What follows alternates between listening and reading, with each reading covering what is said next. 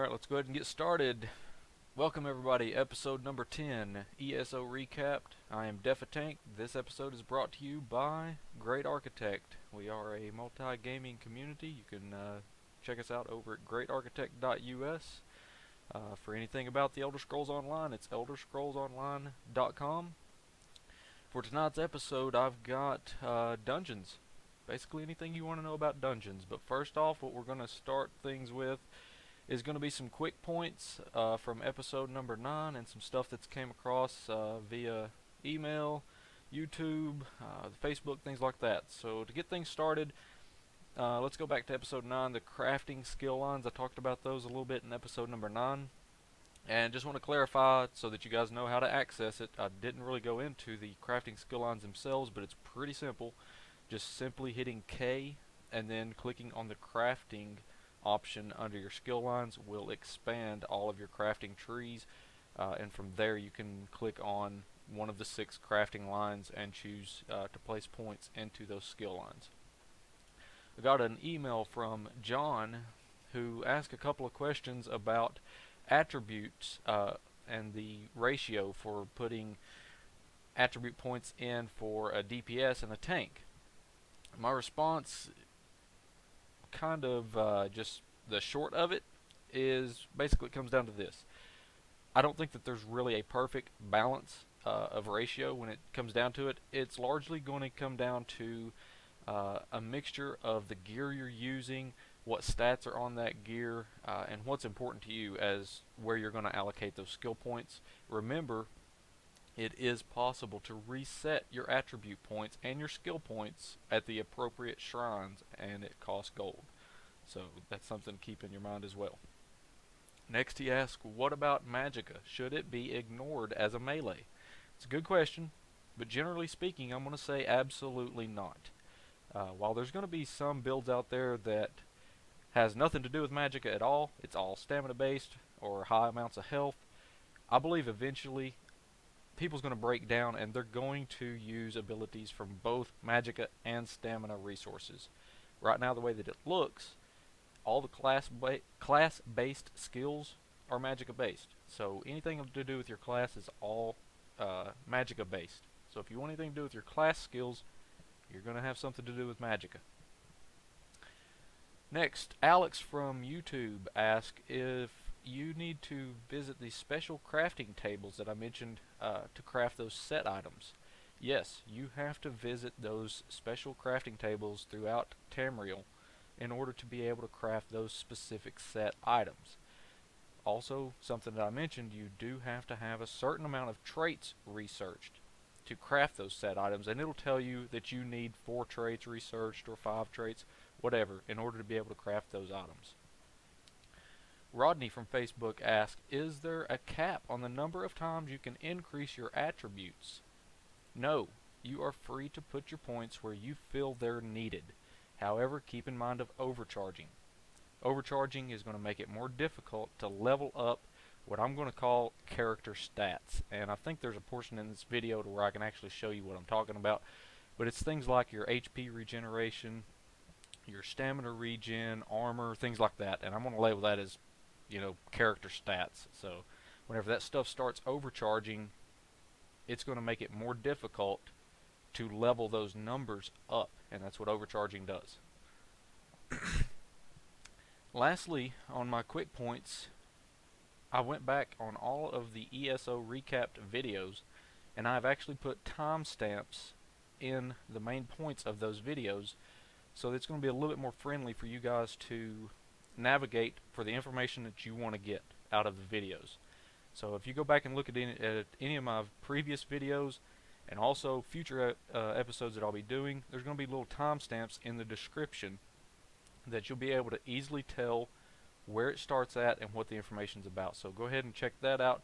If you see something in those videos that you feel that I missed a timestamp on, leave a comment on that video. Let me know that you feel that there should be a timestamp for that. We'll get it created and put in there. Excuse me. Now that's going to wrap it up for the quick points. Let's go ahead and get into the main points of episode number 10, and that is dungeons. There are 2 different types of dungeons and they are open world dungeons and instanced dungeons. And I do have a video for you guys that's some pre-recorded gameplay of open world dungeons and instance dungeons as well. So we're going to let this roll. We'll try to pick it up. For open world dungeons, it's indicated by a torch on the map or your compass. As you can see right now on the screen, it was that little torch that was on the map and on the compass. You're very likely to find quests for dungeons. You'll also be retrieving objects from these open world dungeons that you'll be told to take it back to a person. For instance, you may find an axe down in this dungeon somewhere, and it says, hey, take this axe back to so-and-so. That allows you to explore these open world dungeons without having to go to town and pick up the quest from whoever and then go explore that open world dungeon. What you're seeing right now, what I am playing, is my Sorcerer. I think she's like a level 7 or something. You're going to see me starting out with like a heavy attack from the Destruction Staff, and I'm using a couple of main abilities, which is from the Storm Calling tree called Mage's Wrath. It's an instant cast shock damage. If the target falls below 20% HP within 4 seconds, it deals additional exploding damage. That is very important for the next ability you see that I have is Crystal Fragments. Crystal Fragments is a 1.3 second cast normally, but since I have Crystal Fragments morphed, I have a chance that Magicka, whenever I cast Magicka abilities, Crystal Fragments will become an instant cast, and you'll see it throughout the video to where it's just an instant cast. It knocks the target down and it deals high amounts of damage. If that target falls below the 20% HP during that process, that target's going to explode, and normally it dies instantly from that. So it's a neat little combo that I've come across. A couple of the other abilities I have there is just some CC and knockbacks to keep things away from me, because once they get up on me with my Sorcerer, it starts hurting. Next thing with open world dungeons, anyone can randomly come into these open world dungeons and help you. You do not need to be in a group to do these open world dungeons. You most definitely can be grouped, but as you can see, and this was entirely non-scripted. I have no idea who this person is that just came into this dungeon. I was surprised whenever they came down in here, and I said, wow, that's great that somebody just randomly came down into this as I was recording this gameplay to help me. And you'll very much see this in open world dungeons. People just randomly wander in, and you guys can help one another, or you can just entirely forget the person's there and let them go about their business, and you can go about yours. Some of these open world dungeons may be a little bit more difficult than others, and it would encourage you to, bring a friend along to do it. But for the most part, you can generally do these open world dungeons by yourself. You're going to be finding a lot of chest, sky shards, and lore books. You'll see a little bit later on in the video that there is a sky shard that's in here, and a lore book that I try to get picked up and end up pulling a couple of other mobs. Right there's a lore book now, but also chest. And you want to be on the lookout for this stuff whenever you're in these open world dungeons, and don't forget to pick up those extra sky shards to get you more skill points. I'm going to let the rest of this video play out here. There's not a whole lot more. This is a boss that I'm fighting right now. It's kind of like the little boss of this open world dungeon. He's much more difficult, and he managed to get stuck in that rubble. But my teammate there, he definitely comes over and helps me out. And as you can see off to the right there, that sky shard beam sticking up right over here. Well, if my whiteboard will work, I will circle it. Otherwise, I'll just go over there and grab it here in just a minute. Over here in the corner, right there. Over there in the corner, you can see the sky shard beam picking up, and you want to be on the lookout for that stuff as you guys are going through these open world dungeons. I'm going to go ahead and start talking about a next point that you're going to see coming up in after this portion of the video. and it leads into the instanced dungeons, but if I don't start talking about it now, I'll probably run out of video on it and be yattering along. So, Undaunted. Alright, the Undaunted is directly tied to these dungeons, and instance dungeons particularly. They're just like the Fighters Guild or the Mages Guild. They are located in Davin's Watch in EP, or for EP, at the Fish Stink. So, whenever you hit Davin's Watch, you want to go ahead and head down to the Fish Stink, get associated with the Undaunted, get that skill set started. You'll get a skill line from the Undaunted. Their skills are all synergy abilities. Every one of them is a synergy. And the way that you level the Undaunted skills is by completing these dungeons. And for every dungeon you complete, it will just go up and allow you to pick up these different abilities. There's 5 different skill abilities in the Undaunted line. And I've got a general explanation of what they do in the video here in just a second. You'll be able to see exactly the stats of them, so you can go back to the replay video and pause it if you need to read them. But you have Blood Altar, which increases health recovery. It's got a synergy in order to channel a hot effect, which is a heal over time, and only one person can channel off of that synergy at a time. Next ability is going to be Trapping Webs. It deals magic damage and snares. It has a synergy that deals additional damage and summons 2 spiders.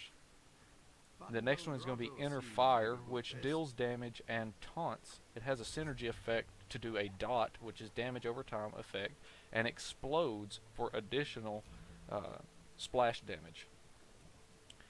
Next one is Bone Shield. This grants additional armor. It has a synergy that grants a shield based off the player's max health. So whenever I would throw down Bone Shield, my friend could come over, hit that synergy, and based off of his health, he'll receive a shield bonus from that synergy. Necrotic Orb is it summons an orb dealing damage. It has a synergy to explode, dealing damage, and allies restore magic over time for each enemy hit. Next, you have grouping, and I'm going to go through grouping really quick here. In order to access groups, you press P. It'll bring up the group menu. You invite players by pressing E and enter the account name. If you want to leave a group, press P, hit X, and it'll leave the group. You can right-click the name of a player in your party and remove them if you're the party leader. And you can also click on the magnifying glass in that window in order to go into a search option, or a group search, which would be giving you the options of World for open world dungeons, Alliance, which is for the Alliance War. You can create a group to do the Alliance War with. Dungeons, which is going to be your instance dungeons, that's what I'm in right now. And Veteran Dungeons, which is the 50 plus content, 50 plus dungeons, that is basically a continuation of the regular dungeons that you're seeing right now. Some of these regular dungeons will have a veteran mode. Instance dungeons, like I said, that's what we're in right now. This is Fungal Grotto. They are indicated on your map with a torch that has a plus sign on it. So anytime that you see that torch with a plus sign, that means it is an instance dungeon. They are intended for groups of 4 players, and there will be quests related to these dungeons. When you go in, you'll have a quest to pick up. You can only complete that quest one time. So whenever you go into these dungeons, the first time you're in there, pick up the quest, you'll go through it, complete it, it'll give some XP that's pretty decent, and some gear. That's the only time that you can complete that quest the first time through. It's not replayable. Well, the dungeon's replayable, the quest is not. So go ahead and clarify that. You're going to be very likely to find crates and bags and chests with loot. And something that was brought up earlier by Rod, asking about the Trinity System, and this was something that I definitely had intended on saying something about. And a lot of people really isn't clarified on how this Trinity system really works. If you've noticed, in this instance dungeon, we don't really have a tank in this run. Everybody's a caster and we got a healer. So his question was basically, is it really required that you have to have a tank, a healer, and a DPS? My response to that is, at low levels, not so much, but you know, having that tank, healer, and DPS is definitely going to make things easier on you if you have the appropriate setup. So you want to try to strive for that, and I can say that as you go through this stuff, it gets harder. You want the appropriate tank, healer, DPS setup.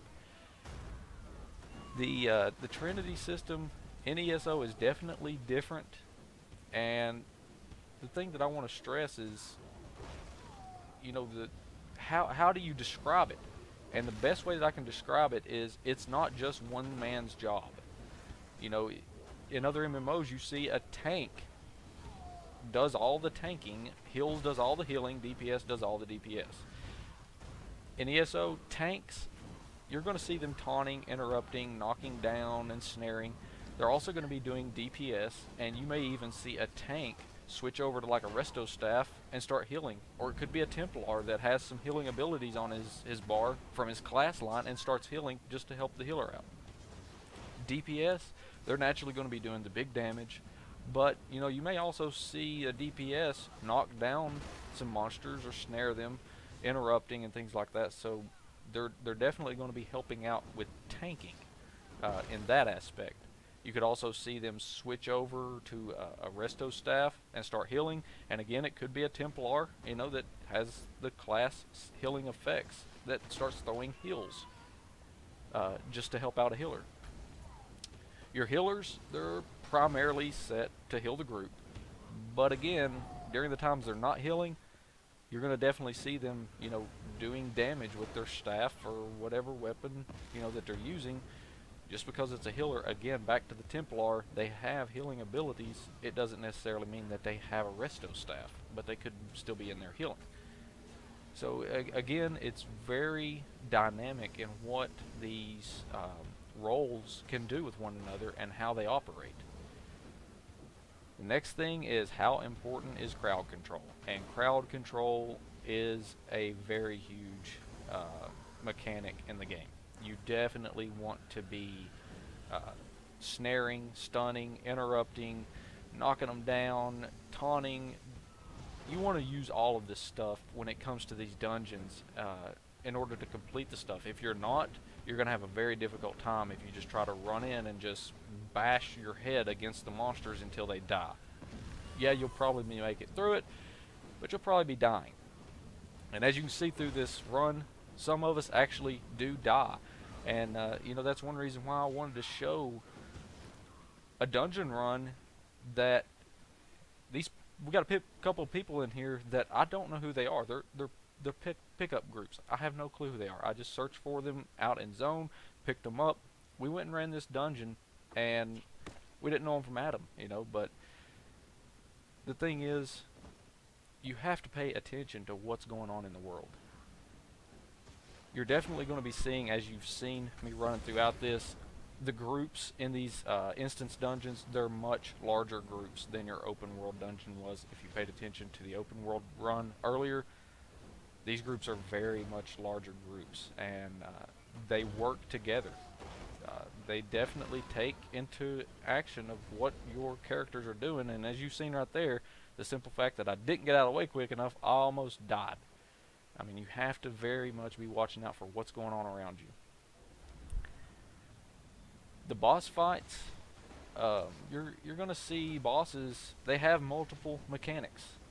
They're not just the simple sit there and bash against it. They're smart. They're going to be doing different things, such as like dropping threat, switching targets. You'll see them do some AoE damage. They have charged power attacks that you need to be blocking, and if you don't, it's going to knock you down, it's going to stun you, do high amounts of damage. You may even see some bosses fearing. I mean, there's a lot of different things that these boss fights do, and that's what we're doing right now, is fighting this Dreg boss set, Brood Birther. That's who we're fighting now, and he does, you know, some frontal AoE attacks. He definitely has some charged attacks. I think he does have an AoE in there as well. And as you see there, he's just pulling a party member in. Dealt pretty high damage to him once he got close. So you definitely got to be on the watch for all this stuff and get out of it. As I said earlier, teamwork, paying attention is very, very key to these dungeons.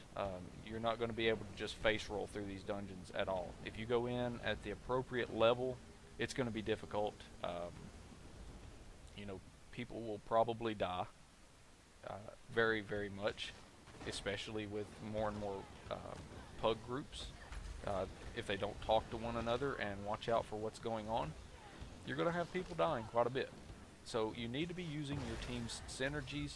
Stay close to your healers. Don't make your healers run after you and have to be running around all over the place. You want to be aware to where your group is and pay attention to what they're doing. Stay out of the bad stuff. If you see red circles on the ground, get out of it. You need to be watching for debuff effects.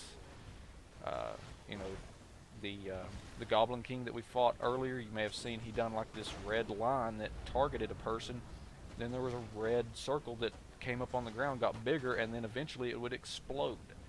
If anybody was standing near me, or if I went running over to someone, it would hurt me and that other person, and possibly even kill them if they was low health. So you need to be watching out for these debuff effects.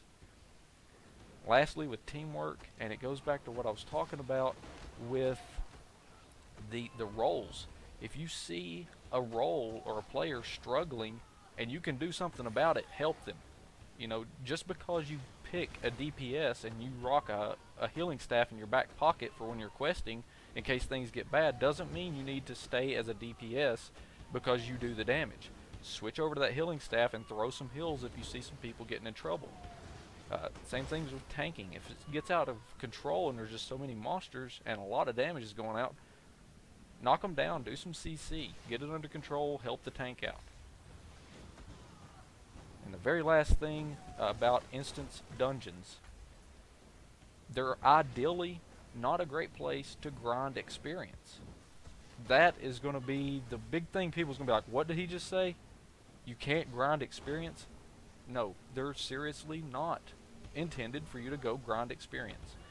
Like I said, you get good XP for doing the quest, but when you go back and just want to grind the dungeon, there's not much XP to get there. You're going to be better off to be exploring the world, doing these quests, and playing the game instead of a grind. They don't want you to be grinding. The purpose of these dungeons, however, of going back and replaying them, you get very good materials for crafting. You'll pick up green items and blue items, things like that you can break down so that you can go make better items. You'll be picking up maybe an upgrade as well. You might find a good piece of gear in a chest or something like that. And also, a huge plus that I've seen is when you run these dungeons, you get a lot of soul shards. So if you're running low on soul shards, go run a dungeon. You know, pick up a group, go hit up a dungeon, get you some additional soul shards. It's a really great way to get shards, unless you go in there and die a lot because you're not doing what you're supposed to be doing. That's pretty much what I've got for this week's episode on dungeons. A lot of information there, and as you can see, at the end of that run, I purposefully, honestly stood in that just to show you what happens if you don't pay attention. I stood in the red circle, the AoE, boom, killed me. I died. You know, I mean, that's the stuff that happens if you don't pay attention. So, just stressing it again, watch what's going on, pay attention to the people around you, and use each other's benefits to get through these things. Like I said, that's the end of this episode.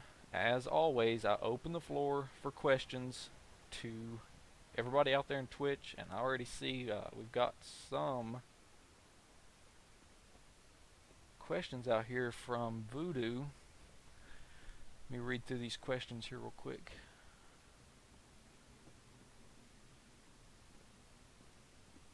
Question 1, he's asking, open world dungeons. I am a bit worried about them when the game launches. I think they might be overpopulated with players. Do you think they will have a cap to these dungeons for X amount of players?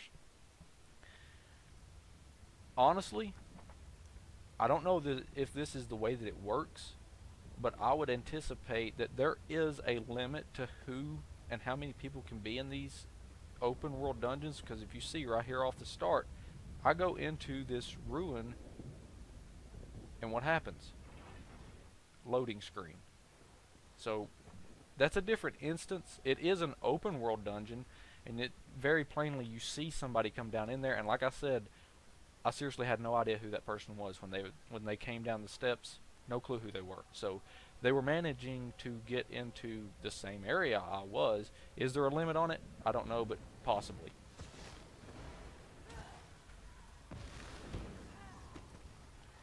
Question 2.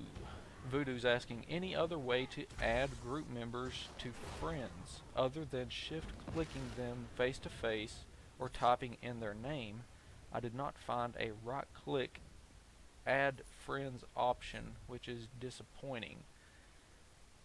Are you asking in regards to adding a person to your group, whether they're on your friends list or not, or are you asking adding a friend or adding a player to your friends list?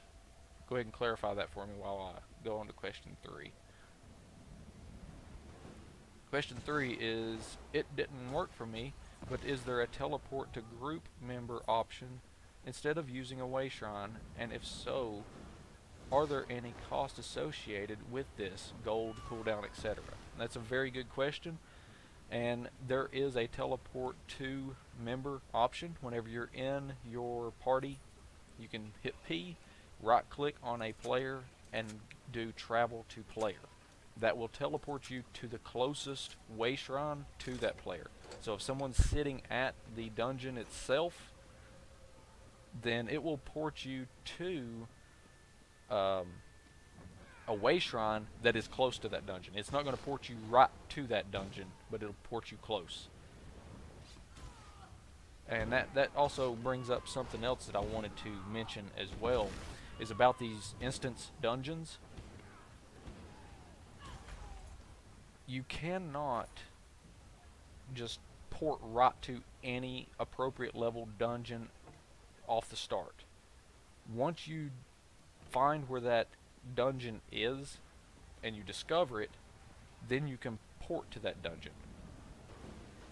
Now, as far as other alliance dungeons, of course, I'm in the Ebonheart Pack instance dungeon in the video. There are 2 other dungeons for AD and DC appropriately, that is level 12 to 15. I cannot port to those dungeons until I complete the alliance, my alliance's dungeon first. Once I complete that dungeon, then the other 2 alliance zone dungeons will open up on the map, and I can actually go to my map, zoom out to the Tamriel view, and then click on those dungeons and be able to teleport to them. So that's something else to clarify about being able to fast travel to dungeons. Voodoo answered and was saying that he was trying to clarify player to friends. So he's trying to add a random player to their friends list, or to his friends list. I know that early on that was something that I ran into issues with myself, was trying to figure out how in the world they spelled their name or how they've got their account name in there. And I know that it does have the options face to face, that you can do it that way. That is kind of annoying. I want to say that if they're talking in chat, there is a way to add that. I could be wrong on that, but I think that that is in there. But I know that one of the other ways is definitely pressing O and then hitting E. That brings up the add to friends list. You type in their character name or their account, either way, and it'll add that account to your friends list. But if it's not in there, you know, I think that it's definitely something to do a feedback report on. If you don't see that feature in the next beta session, whenever they open that up, you know, definitely feedback it and say, hey, I think that this would be a good way to be able to add friends, or another way to add friends to my friends list.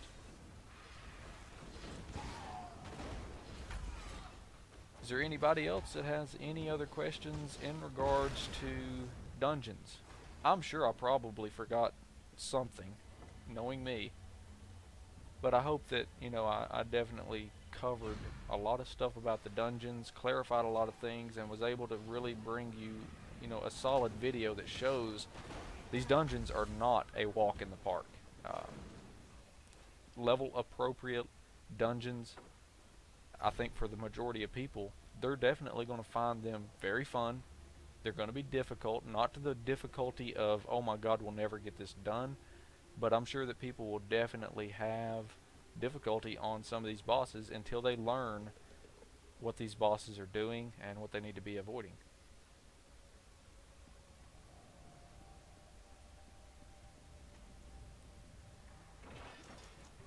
I definitely appreciate everybody stopping by and hanging out in Twitch tonight. I'm going to get this video uploaded to my YouTube channel. That way it's available for replay. I definitely appreciate everybody stopping by and you know, being loyal to the series, keeping up with everything, asking questions. You know, if you have any other questions, comments, concerns, suggestions about the video series, something that you want to see, you know, shoot me a message, whether it be in Twitch, on my YouTube, you know, email, whatever, however you want to message me, shoot it to me, and you know, just let me know. I'm on Facebook too. I'm all over the place. It's not that hard to get a hold of me, but you know, ask. That's what this video series is seriously for, is for you guys to ask and get the answers you need. You know, I try to keep it to the point and make sure I'm giving you guys facts. And I know in past sessions I've given some incorrect information that was quickly corrected, and it's definitely all there. So if I miss on something or mess something up, just let me know. It's going to wrap it up for this episode, and like I said, it'll be available for replay for episode 11. I'm not sure what we're doing yet. I mean, things have just been so hectic with what's been unfolding. I mean, it's seriously like every week there's just monstrous amounts of information that's just coming out of this game, and we're just riding along until we get to launch. I think we're 38 days, 37 days from early access, and 41 days or something like that from launch now. I don't know. I can't keep up with all the days. Somebody else can do the second calculation. I seen that up on the Facebook page the other day. But it's coming, guys. The game is definitely coming, and Zoss is doing an amazing job with it.